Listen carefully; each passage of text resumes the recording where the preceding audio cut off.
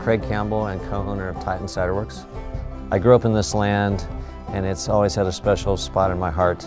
It's been in our family for 3 generations.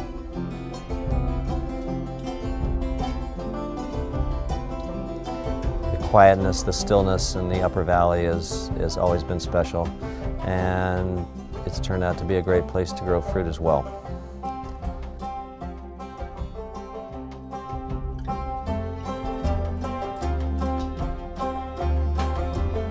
I'm Sharon Campbell, and I'm the co-owner and creative director at Tieton Cider Works.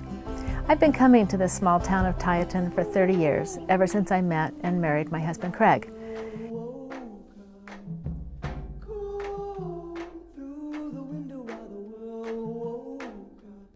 For years, Craig and I talked about what else could we do on our farm. I mean, we pick a lot of fruit, we pack it ourselves, some of it just goes into a warehouse system.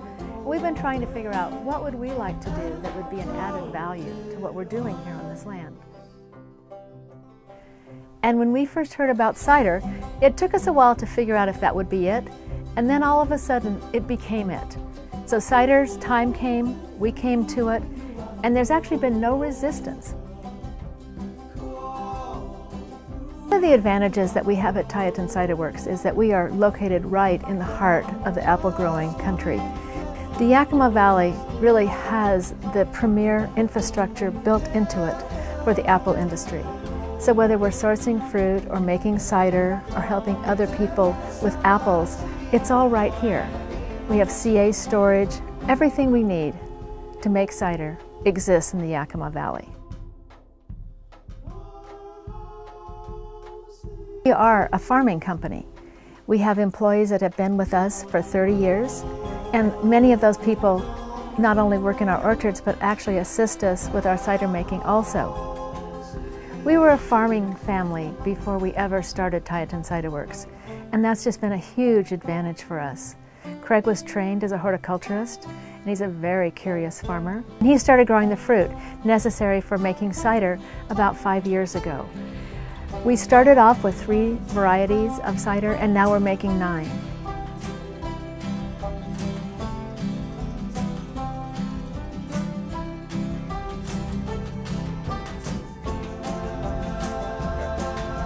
My name is Marcus Robert, and I'm the manager and cider maker for Tieton Cider Works, and I've been with Tieton Cider Works since 2010.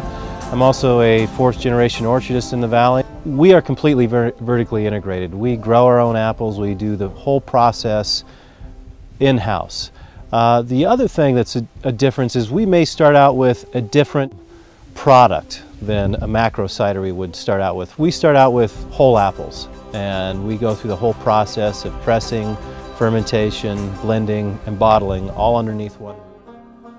So on a typical pressing day, we'll press between about 10 to 20 tons of fruit a day, which means about 40 bins of fruit. It gets fed into what we call a belt press, which is a continuous press. You have apples go in one end and pumice come out the other. And between those 2 perforated belts, the juice squeezes out, and we collect that. We will bottle about 125 to 130 cases a day, and we're very careful with our process as far as making sure bottles are clean, all the equipment is clean, and then we go into a 2-bottle pressurized bottler, counter pressure bottler. Bottles are basically, we make sure every bottle looks the same coming off the line, and then they are put through a pasteurization. We've grown from about 200 cases in 2010 to about 12,000 cases this year. So because of the market demand and where we've gone with Tieton Cider Works, we've outgrown the current facility that we're in and are having plans for expanding.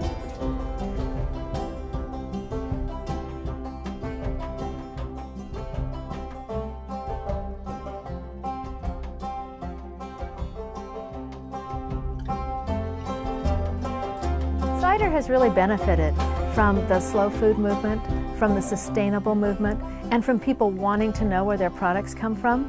For me, it's several-fold. It's the community. It's not just the community of cider makers in the Northwest, but it's the people that are making cider all across the country. And it's almost like we all got the same idea about 4 or 5 years ago, And then we're all interpreting that idea in a very different way. Activity. Well, a lot of the joy that I get from cider is that it's growing. It's something you can watch that's taking off right before your very eyes. It might be sort of like how coffee was in Seattle when coffee became coffee. You know, cider's becoming cider. And it's happening largely, well, it's happening all across the country, but it's really happening in the Northwest. And I'm thrilled to be a part of this cider revolution and actually thinking about where we can take this industry.